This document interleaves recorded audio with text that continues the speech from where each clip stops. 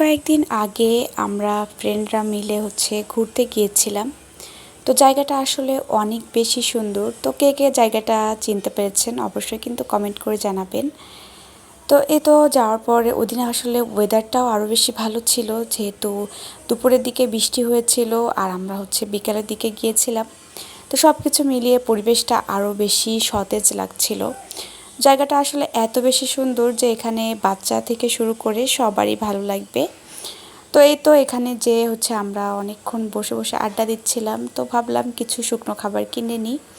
তো এখান থেকে আমরা সিমের বিচি দেন ছোলা নিয়েছিলাম।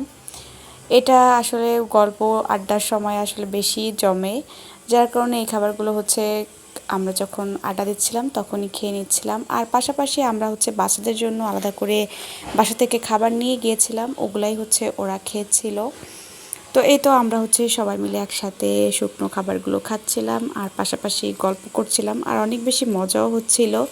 তো এরপর ভাবলাম আরও কিছু খাওয়া যাক। তো এখান থেকে আমরা নিয়েছিলাম ঝালমুড়ি, আর সাথে এই যে দেখতেই পাচ্ছেন সিঙ্গারা। এটা আমরা চাটনি দিয়ে খেয়েছিলাম, তেঁতুলের চাটনি দিয়ে। এটা বেশ মজাই লেগেছিল, একটু ইউনিকও লেগেছিল।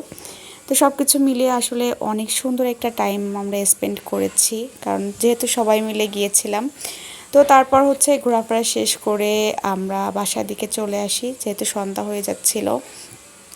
তো তো ফাইনালি আমি আপনাদেরকে দেখিয়ে দিই, জায়গাটা আসলে অনেক বেশি সুন্দর। তো এই জায়গাটা ছিল পূর্বাচল।